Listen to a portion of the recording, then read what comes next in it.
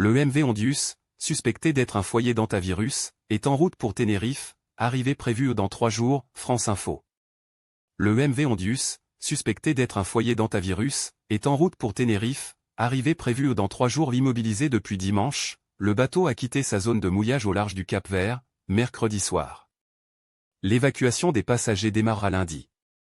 Publié le 06-05-2026 21h54 mis à jour le 07-05-2026 minuit. Temps de lecture, 1 minute. Le navire MV Ondius au Cap-Vert, le 6 mai 2026.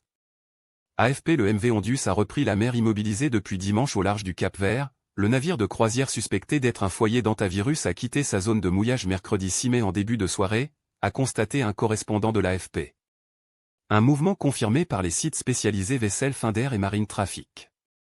Le bateau se dirige vers le port de Granadilla sur l'île de Tenerife, dans l'archipel espagnol des Canaries, où il doit accoster dans un délai de 3 jours, a annoncé la ministre espagnole de la Santé, Mónica García Gómez.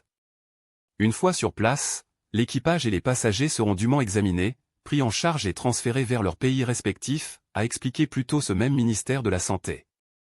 Le ministère de l'Intérieur espagnol a de son côté annoncé que l'évacuation du navire de croisière aura lieu lundi. Une réunion spécifique se tiendra demain jeudi avec le ministère des Affaires étrangères afin de coordonner les actions prévues concernant l'évacuation des passagers en provenance de pays tiers.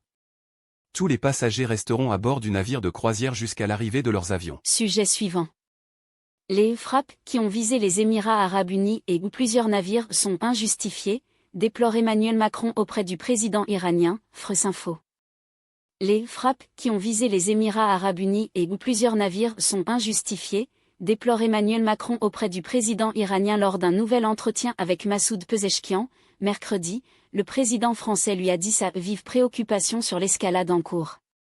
Publié le 06-05-2026 21h29 mis à jour le 06-05-2026 23h52 Temps de lecture, 1 minute. Le président français Emmanuel Macron, le 5 mai 2026, lors d'un déplacement à Athènes, Grèce. Angelo Zortzini. AFP. Emmanuel Macron s'est de nouveau entretenu avec le président iranien Massoud Pezeshkian, mercredi 6 mai. Lors de cet échange, le chef de l'État français a dit à son homologue sa vive préoccupation sur l'escalade en cours. Il a également condamné les frappes injustifiées contre les infrastructures civiles aux Émirats arabes unis, ainsi que celles qui ont visé plusieurs navires. Pendant ce même entretien, le président français a mis en avant l'utilité qu'aurait selon lui la mission multinationale que la France et le Royaume-Uni ont mise sur pied pour sécuriser la navigation dans le détroit d'Ormuz, bloqué depuis le début du conflit. Elle sera par nature distincte des parties en guerre. Le prépositionnement du porte-avions Charles de Gaulle s'inscrit dans ce contexte. Dans son message, Emmanuel Macron annonce, enfin, qu'il compte s'entretenir avec le président Trump sur ce sujet. Sujet suivant. Ligue des Champions, insubmersible, le PSG résiste au Bayern Munich et défendra son titre en finale contre Arsenal, France Info. Ligue des Champions, insubmersible, le PSG résiste au Bayern Munich et défendra son titre en finale contre Arsenal déjà vainqueur au match aller. L'équipe de Luis Enrique a résisté 1-1 au retour des Bavarois qui n'ont égalisé qu'en toute fin de partie, mercredi soir. Publié le 06-05-2026 22h59 mis à jour le 06-05-2026 23h16 Temps de lecture, 2 minutes. Les joueurs du PSG célèbrent leur qualification pour leur deuxième finale de Ligue des Champions consécutive, le 6 mai 2026. Ulrik Pedersen Nurphoto. Le Paris Saint-Germain défendra son titre à Budapest. Le club de la capitale a résisté au Bayern Munich en demi-finale retour de la Ligue des Champions 1-1, mercredi 6 mai. L'avantage d'un but acquis à l'aller au Parc des Princes 5-4 a tenu. Pendant 93 minutes, une nouvelle victoire se profilait même pour les Parisiens, qui ont mené au score pendant quasiment toute la rencontre. Malgré une petite frayeur en fin de match avec l'égalisation tardive de Harry Kane, l'essentiel a été préservé. Le PSG défendra son titre à Budapest le 30 mai prochain face à Arsenal. Si Vincent Kompany et Luis Enrique, les deux stratèges de cette demi-finale de très haut niveau, avaient tous les deux fait comprendre qu'un nouveau feu d'artifice offensif était probable, seulement 2 buts auront été inscrits. Et il ne fallait pas être en retard pour vivre le premier.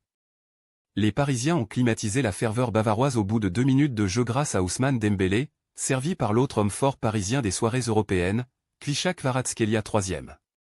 La conclusion parfaite d'une séquence de passes tranchantes, dont un 1-2 entre Fabien Ruiz et Kvaral qui a ouvert la profondeur aux Géorgiens. prendre 2 buts d'avance n'a pas poussé le PSG à renier ses principes et à ses intentions offensives. Si les Parisiens ont fini par reculer, c'est surtout parce que les Bavarois ont poussé de plus en plus fort. Mais un pied parisien traînait toujours au bon endroit. Mention spéciale à William Pachot qui a éclipsé Harry Kane, à l'omniprésent Joao Neves et à un Matvei Safonov particulièrement vigilant dans ses buts. En plus de sorties téméraires, le gardien russe a effectué 2 parades décisives, une horizontale face à Jamal Musiala 44e, et un arrêt sur une volée en 2 temps de Luis Diaz 69e. Le Bayern aura beaucoup tenu le ballon 65 de possession dans le camp parisien mais n'aura que très peu cadré 6 tirs sur 18. Peu d'espace ont été laissés à Luis Diaz et Michael Olise est rapidement sorti de son match, notamment après un tacle de Nuno Mendes qui l'a privé de l'égalisation en tout début de match 15e. La grande frustration du Bayern restera un pénalty pas accordé par l'arbitre sur un dégagement de Vitinha venu taper la main de Joao Neves dans la surface parisienne 29e. D'un autre côté, le club allemand aurait très bien pu encaisser le but du break tant les attaquants parisiens se sont procurés des occasions en contre. En mode diesel, Désiré Doué a multiplié les tirs sans trouver la précision 56e, 64e, 72e, 76e. Au moment de faire les comptes, il faudra noter que Manuel Neuer a réalisé 6 arrêts, soit un de plus que Matvei Safonov 5, alors que les Parisiens ont passé plus de temps à défendre devant leur but. Toujours aussi insubmersible, le Paris Saint-Germain disputera la 3e finale de C1 de son histoire, ce qu'aucun club français n'a jamais réalisé, et tentera surtout d'enchaîner 2 sacres consécutifs. Une performance qui permettrait au PSG de Luis Enrique d'entrer un peu plus dans l'histoire très riche du football. Sujet suivant. Enquête.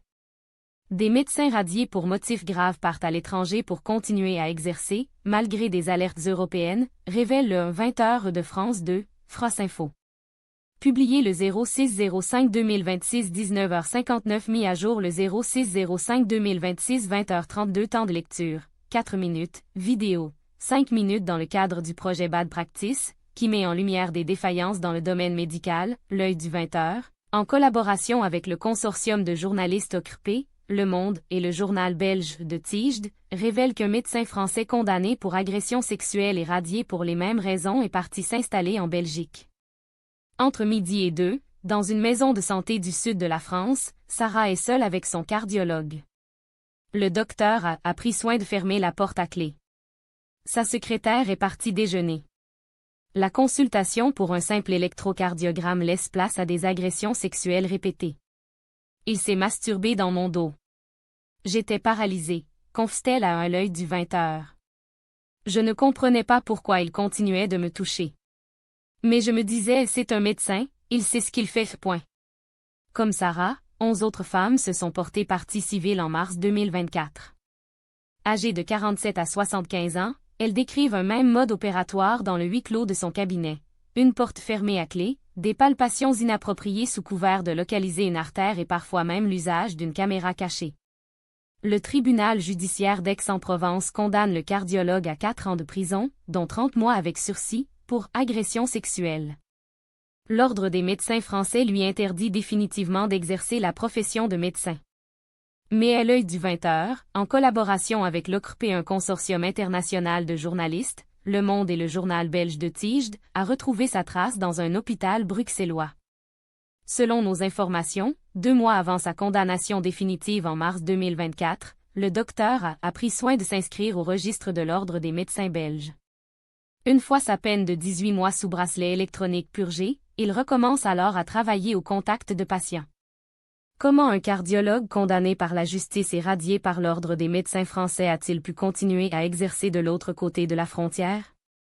Ce praticien de 65 ans avait pourtant fait l'objet d'une alerte du Système européen d'information du marché intérieur, dit IMI. Ce mécanisme, créé par Bruxelles, permet aux États membres d'échanger des informations sur les professionnels qui exercent dans l'Union européenne, notamment les médecins depuis 2013. Contacté par Nos Soins, l'hôpital belge affirme avoir respecté la procédure. Il disposait d'une autorisation d'exercer sur le territoire, explique la chargée de communication de l'hôpital. L'établissement a depuis renforcé sa procédure de recrutement. De son côté, le docteur a confié par téléphone, « Il fallait que j'indemnise les victimes. Je ne trouve pas de boulot, et à mon âge, je n'ai pas d'autre diplôme. En dehors de la médecine, je ne sais rien faire. Le cas du docteur a mis en lumière les failles du système IMI, pensé pour protéger les patients. Qui reçoit ces alertes? Qui les consulte vraiment?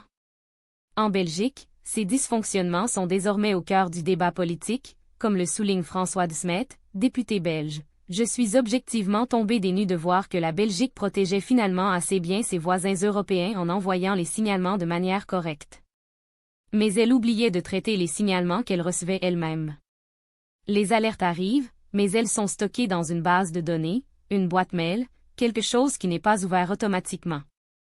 Grâce au consortium de journalistes, l'œil du 20h a pu analyser plus de 2000 alertes IMI concernant la suspension ou la radiation de médecins européens. Toutes ont été prononcées pour motifs graves liés à l'exercice de la profession. Sur ces alertes des documents PDF précisant le nom du praticien concerné se trouve un historique de consultation. On y voit la notification d'ouverture par les agents de l'État roumain, polonais, italien, espagnol, maltais, portugais. Mais de 2021 à 2025, sur notre échantillon de 2000 alertes européennes, aucune consultation par une autorité française n'apparaît. AMP, lieutenant, IMG SRC HTTP, public.flourish.studio visualisation 28 847 608 UmbNai 8 100 Alt Map Visualization AMP, GT, interrogé, l'Ordre des médecins français confie ne pouvoir ouvrir ces alertes que depuis janvier 2026, ce n'était pas possible avant pour des raisons techniques. Jusque-là, la charge revenait à la Direction générale de l'offre de soins DGOS, qui dépend du ministère de la Santé. Sur la consultation effective des alertes, cette dernière ne répond pas.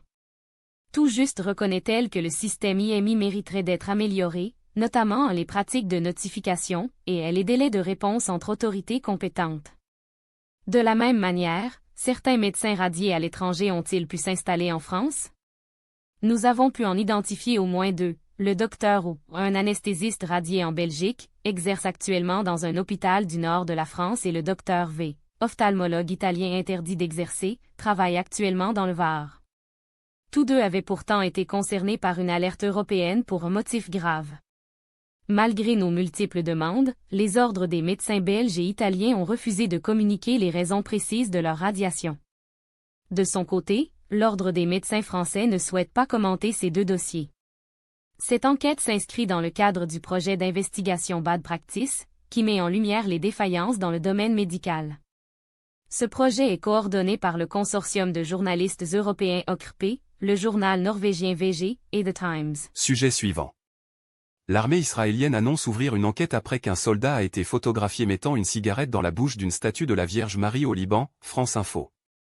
L'armée israélienne annonce ouvrir une enquête après qu'un soldat a été photographié mettant une cigarette dans la bouche d'une statue de la Vierge Marie au Liban. Si le cliché a été diffusé en ligne mercredi, il aurait été pris il y a plusieurs semaines, selon les premiers éléments dont dispose l'armée israélienne.